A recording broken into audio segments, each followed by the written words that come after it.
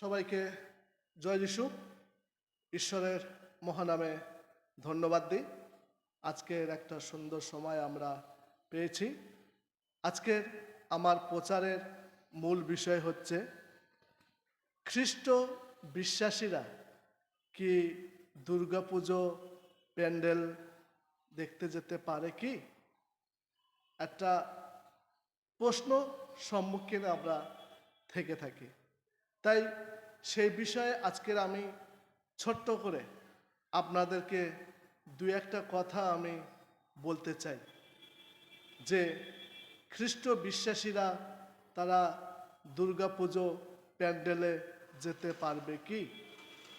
তা সে বিষয়ে যদি আমরা দেখি যে আজকে আমরা বেশিরভাগ খ্রিস্ট বিশ্বাসীরা আমরা হিন্দু থেকে কনভার্ট হয়ে আমরা আজকের প্রভু যীশুখ্রিস্টকে আমরা জেনেছি এবং প্রভু যীশুখ্রিস্টকে আমরা নিজের ত্রাণকর্তা রূপে আমরা গ্রহণ করেছি যে এবং আমাদের নিজে নিজে আমরা স্বীকার করেছি যে প্রভু যীশুখ্রিস্ট আমাদের একমাত্র ঈশ্বর, একমাত্র পরিত্রাতা, একমাত্র জীবনদাতা।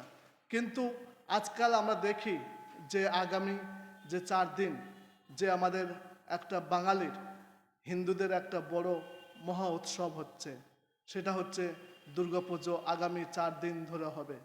কিন্তু অনেক সময় আমাদের প্রশ্ন থেকে থাকে, আজকে যারা আমরা বাঙালি খ্রিস্ট বিশ্বাসীরা, আজকে যারা আমরা প্রভু যিশুকে আমরা জেনেছি, আমাদেরও মন ছটফট করে।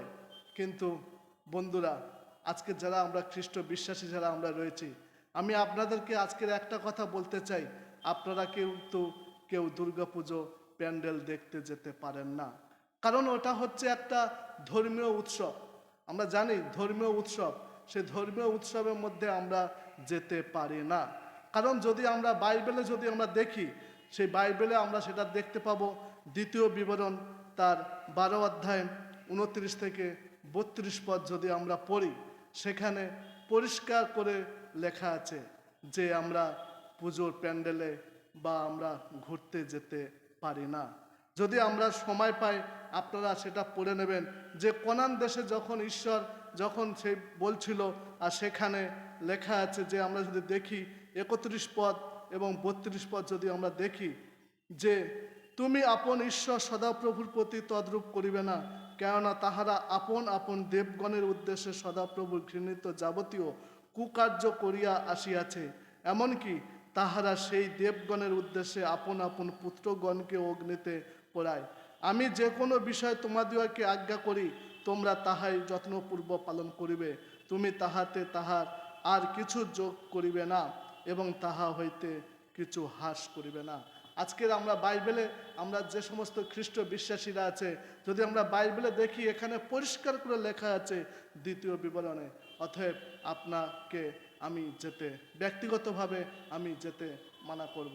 কারণ আমরা প্রভু যীশুখ্রিস্টকে আমরা জেনেছি, প্রভু যীশুখ্রিস্টকে আমরা ত্রাণকর্তা রূপে আমরা গ্রহণ করেছি। হ্যাঁ, যদি বলেন অনেক খ্রিস্ট বিশ্বাসীরা তারা পুজো প্যান্ডেলে তারা দোকান দেয়। হ্যাঁ, দোকান দিতে পারে, তাদের তাদের চাহিদা রয়েছে, তাদের অর্থের দরকার রয়েছে, তারা উপার্জন করতে চায়। কিন্তু তারা তো দোকান দেয়, কিন্তু তারা দোকানে কাজকর্ম নিয়ে তারা ব্যস্ত থাকে, কিন্তু তারা পুজো প্যান্ডেলে তারা ঘুরতে যায় না।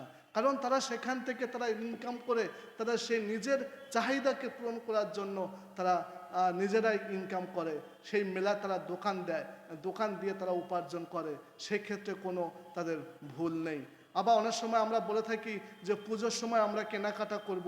অনেক বাঙালি খ্রিস্টান ভাইয়েরা তারা কি করছে, আমরা দেখেছি জগতে মানুষরা যারা হিন্দু বিশ্বাসীরা তারা কি করে, তারা পুজোর সময় সবাই কেনাকাটা করে। অনেক আমাদের বাড়িতে ছেলেমেয়েরা আমাদেরকে বলে, বাবা আমরা নতুন জামা কাপড় কিনবো। হ্যাঁ, আপনারা জামা কাপড় কিনুন, কিন্তু আপনারা সাবধান থাকবেন পুজো প্যান্ডেলে যাতে আমরা ঘুরতে না যাই। কারণ ঈশ্বর সদাপ্রভু তিনি রাগ করবেন, কারণ তিনি আমাদেরকে ভালোবাসেন। সেই জন্য আমি বলতে চাই, আপনারা যারা খ্রিস্ট বিশ্বাসী রয়েছে, আজকের দিনে আমি বলতে চাই একটা কথা, আপনারা আগামী 4 দিন আপনারা প্রার্থনায় সহভাগিতায় মিলিত হন। যারা আমরা খ্রিস্ট বিশ্বাসী আছি, আমরা যেন সেই পুজো প্যান্ডেলে যেন আমরা ঘুরতে না যাই। কারণ আমরা দেখছি সেখানে হয়তো আমরা জগতে মত্ত হয়ে যাব, কিন্তু আমি বলতে চাই অতএব আপনাদের যাওয়ার কোনো দরকার নেই, আপনাদের কোনো প্রশ্ন নেই যে এখানে আমরা ঘুরতে যাব, আমরা প্যান্ডেলে বেড়াতে যাব, প্যান্ডেল দেখতে যাব। আমি বলতে চাই আপনারা যাবেন না।